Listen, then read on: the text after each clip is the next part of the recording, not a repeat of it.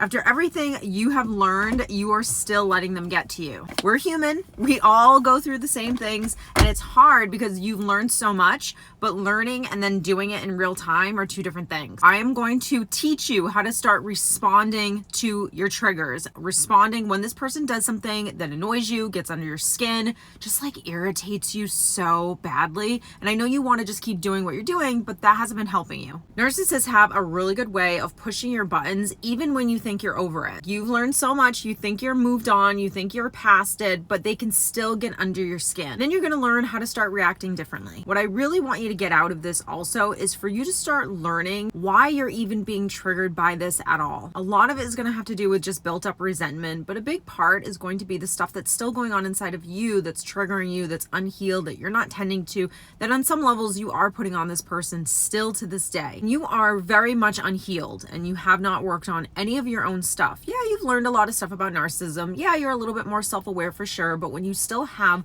all of the old stuff living inside of you, that means you still have all of those unmet emotional needs. When you have unmet emotional needs, these are the things that you're not doing for yourself that you should be doing. Here's where the problem comes in. You're still trying to get something from a person that is not capable of giving it to you. You should be giving it to yourself. Your unmet emotional needs are all the things that we go over in my 9 weeks to emotional healing course, which by the way, 40% off down below. I'll link that for you. Here's the thing that I want you to really get from this. This is the fear of abandonment. This is all the stuff, all the trauma that you've been through. You don't realize that you either are going to go through big traumas in your life or you're going to go through little ones. And sometimes the little ones are actually the most damaging because when you go through something really traumatic that's big, you can kind of pinpoint, okay, this was definitely a traumatic event that I went through. But when you go through little tiny traumas throughout the course of your life, you don't realize just how impactful all of those things have been because all of those things added up to be a really big trauma. That's the unmet emotional stuff. You're still trying to get something from someone. It's like you're basically projecting all of your insecurities, all of your voids, all of your wounds onto this person. And you're expecting this person to show up in a way that you know they're not capable of. Like logically, you do understand that because that's all the stuff that you've learned along the way on YouTube, blogs, podcasts, etc. But there's still a part of you that is unconsciously craving something from this person that is not capable of giving it to you. There's a big chunk of you being reactive that is strictly your ego. Your ego is a defense mechanism that's basically there to protect you. It's also connected to your insecurities and all of your past wounds. So look at your past wounds as kind of like your inner child, and your ego is basically the bodyguard. You are responsible for leading the bodyguard where it should be. Like, and you think of a celebrity that has a bodyguard and a fan comes up to the celebrity says, hey bodyguard, like, we're cool, I'm just gonna sign this autograph. It is your responsibility to lead the ego to protect you in the right way, the fair way. When a narcissist does something that criticizes you, challenges you, triggers you in any way, the ego sees it as a threat and it's going to respond with really big emotions. It's gonna be angry, it's gonna get defensive, it's gonna shut down. The ego is trying to protect you from pain and from possibly feeling rejected. The problem is that it doesn't realize that all the things that it's trying to protect you from are no longer a threat because you're taking care of your own self. So it doesn't matter what this person did or said. It's no longer a threat to you because you've already dealt with it. You've already healed it. And you're also giving yourself what you need emotionally. When you don't give yourself what you need emotionally, then you're going to do the worst thing in the world. And it's something that we all do from time to time, and we're doing it unconsciously, is you're going to seek validation. You're going to want someone to tell you that what you're thinking is okay, that how you're reacting is fine. You're going to want someone to agree with you. And when they don't, you get this friction, and then the ego gets triggered, and then it becomes reactive. Let's talk about the specific things that this person is doing, because I want to give you examples so you can kind of listen to me and say, you know what, that's exactly why I get triggered. That's exactly what this person does. And then I can show you what to do differently. Number one, comments, the snide ones, the cutting below the belt things, all the things that this person will say that you're just like, I don't like that. That hurt, or that's triggering me, or that's bothering me. And the good thing about triggers is you will always feel them in your body. And triggers are very dramatic. So you're either going to feel extremely hurt, extremely angry, extremely sad. This person says these things because of the insecurity that's going on inside of them. When you do not feel good inside of yourself, you don't feel a need to throw a dig at someone. A narcissist is going to say something that's going to try to cut you because you're dealing with the most fragile ego. You are dealing with a person who is ill-equipped in any way to be able to boost themselves up. So it sounds kind of weird that someone would throw a dig and that it would actually make them feel good. What they're doing is they're just trying to chip away at you. They're also, when we talk about supply and we talk about like good supply, bad supply, we're talking about drama. Some people just throw digs because I want to stir up a little something. I want you to be reactive. I want to see you suffering in some way. I actually do want to hurt you in some way. I know that sounds really weird, but this is how the ego gets fed. Now, whatever it is that they say and however hurtful it is, there's a couple different angles that you can come at. You can either do the interesting, thank you so much for telling me, which is depending on what it is that they're saying, could maybe even be a little passive aggressive yourself or a little condescending, or you can kind of just, completely disagree. Thank you for sharing, but I completely disagree. Or you can even go the next step further, which I don't always say to kind of go this route, because I think on some levels when you ask this question, you're wanting this person to be human and to realize that what they're saying is actually not okay. But you could very much say, why would you say that? And of course, they might say, well, you're so sensitive and I was just saying this. And that's where you follow up with, thank you so much. I appreciate what you're trying to do, but I disagree. No matter what you say, is you have to remain calm and you have to understand why they're saying it. Because if you don't understand why they're saying it, then you're going to be reactive to it because you're going to take it personally. And you taking it personally and you being reactive is exactly what they want. Number 2, lying about anything, maybe something that they said, maybe something that they did, just denying or lying altogether. They're not owning it. They're not even acknowledging what it is that they said or what it is that they did. This could also be mixed with a little bit of gaslighting. If it is mixed with a little bit of gaslighting, which most likely it is, then you absolutely have to start working on owning your own reality. Don't waste time arguing. And all you need to kind of say is, I remember it differently than that. And that's okay. I don't need you to agree with me. Number 3, and this kind of ties into like a little bit of the last one, is just not owning it at all, not taking any responsibility. They're not denying that something happened or denying that they said something. Maybe they can acknowledge it,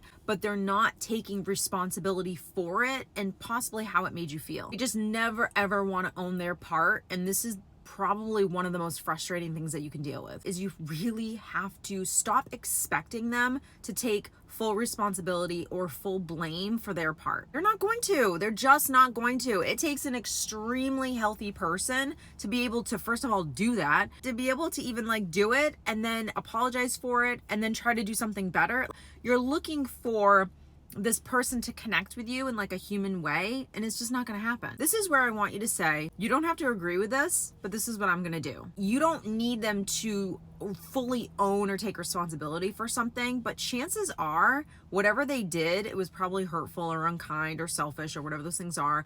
What comes next is you actually setting a boundary. Number 4, showing off. I think just showing off in general just screams insecurity. That the showing off, the bragging, all those things doesn't trigger you with extreme anger, extreme sadness, extreme hurt, whatever, but it just kind of makes you go, it could actually trigger you where you maybe want to start competing with this person for attention, acknowledgement, or something that you've accomplished. You are starting to feel a little small. It's almost like you want to show them up. There's 2 approaches that you can take with this. If it's you and this person in a conversation, don't let it bug you. Let them have their moment. You don't have to feed into the moment by asking them questions and keeping the conversation going. You can just, that's great for you, and just keep it at that. Just keep it very, very short and brief. Number 5, silent treatment. Anything along the lines of them just shutting down completely can definitely trigger you. It will definitely trigger your codependency. It will make you feel very uncomfortable that someone is possibly upset with you. Again, all triggering your abandonment wounds and your codependency. We're all human beings. We can acknowledge that it's actually just hurtful that someone can just shut down when maybe they're not getting their way. But I want you to understand why someone is shutting down. Someone shuts down because they do not know how to handle themselves. Period, point blank. So if they don't know how to handle what it is that what's going on inside of them, it could also be a little form of punishment, which probably is the case as well. Both of those things, they don't have anything to do with you. So don't take them personally and don't be reactive to them. I don't want you to chase after them. And I want you to start slowing down and parenting yourself when that kind of part of you, that inner child, gets very uncomfortable with the silence. Number 6, anytime that something is going on between you and this person and they just invite another person into the equation, and they're mostly doing it because they want that other person to be on their side, and what they're doing is they're seeking validation, and they're also just trying to team up on you, so you will eventually feel like you're the problem because look, all these people agree with me and no one really agrees with you. I don't want you to be threatened by this, and I don't want you to be annoyed that someone could possibly believe their story. Like, who cares? You don't need to defend yourself to them or necessarily anyone that they even bring into this equation. It's just reiterate the same thing. This is actually between me and you, and I would rather keep it between us. One of the things with boundaries and handling yourself when you're dealing with a narcissist, and this is probably the toughest thing, is just consistency. Having to be consistent with this person and say the same thing over and over again, do the same thing over again, like that is the hardest part. Because instead of doing it in a simple way, we try to like make this more difficult by over explaining, talking too much, going around and around with this person. Like, you don't need to do any of that. You just keep it short and sweet and to the point. And if you have to disengage because it's going too far, then you disengage. The next one, we've all been there, projecting. It is probably the most frustrating thing in the world when someone, of course, can't own their stuff, but when they put their stuff onto you, and here's the thing, you will definitely go back and forth, go toe to toe, get entangled in this drama with this person when they start projecting, because it's going to absolutely infuriate you. Here's what projecting looks like. It looks like blaming you for how they feel or the mistakes that they made. You don't even need to call them out and tell them that they actually are projecting, because no one who is going to be called out for that is going to say, you know what, I am projecting on you. I'm so incredibly sorry. Not going to happen. Instead, you're just reiterating the same thing, which you've probably done throughout this whole video, which is, I'm sorry you see it that way. I think this, and I think you need to own your own stuff, and I need to own my stuff. I mean, you very well could tell the person that they're projecting, but once you do that, you kind of have to disengage. Are you ready for the most infuriating thing ever? Okay. Playing the victim. It kind of goes into like the last one a little bit, but just playing the victim. They're always the one that's hurt. They're always the one that's wronged. They're always the one that gets the worst treatment. They're always the one that never gets what they want. Here we go, guilt trip, and don't fall for it. Also, I don't want you to be reactive to it. I'm so sorry you feel that way. It's such a great one. I am sorry that you feel that way. That's just not the case in my eyes. Oh, playing a mask, playing a character, being fake, not being real. Maybe you know who they really are and they're just kind of like projecting this image onto like other people. Maybe you have to deal with like some flying monkeys, maybe not, but it's just that idea that you know who they really are and other people don't know who they are. They believe them to be this other person. This very much infuriates people because they want everyone to see this person for who they really are and not the character. It really is your ego talking when this is very much triggering you. You're only thinking this and feeling this because you have been hurt. I do understand how incredibly frustrating it is for other people to not see who this person really is. I reminded myself for a very long time until I finally got it. Why does it matter? It really doesn't matter. Here's what ends up happening. You end up exhausting yourself with anger or frustration or all those things. I don't care if someone actually thinks that they're the best person in the whole world. All I cared about at this point was how these things were affecting me. And as long as I know who this person is, then I'm golden, because that means I can protect myself. I can disengage. I can learn how to handle myself. I'm not going to be manipulated, like none of those things. So I win at the end of the day. And hopefully, and here's the thing, no matter what you even say to anyone, they just may never actually believe you. And then of course you end up looking like the crazy one because you're trying to convince everyone of this narrative that maybe isn't possibly matching the character that they're playing right now. I want you to start recognizing when they're starting to start the drama. When are they starting to kind of stir the pot? You know what they say. You know what they do. This is nothing that you don't know. Is very much about slowing down and just behaving differently.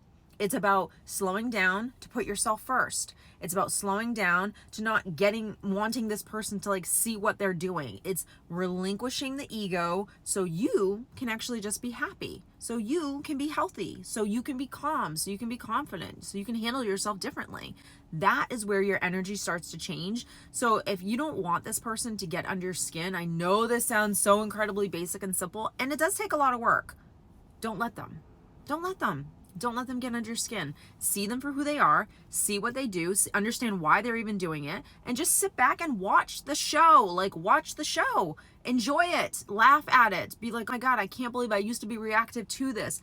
Learning who this person is the greatest knowledge that you will ever have. It's so incredibly powerful because then you can handle yourself differently. Before, when you didn't really know any of these things, you were just reactive to them. And even sometimes when we first learn all of this stuff and we understand this person very well, because we're unhealed, so I go back to like that first point, because we're still unhealed, we still have those unmet emotional things that we're not dealing with, we don't know how to soothe ourselves, we are just not parenting ourselves whatsoever, unconsciously just become reactive constantly in life.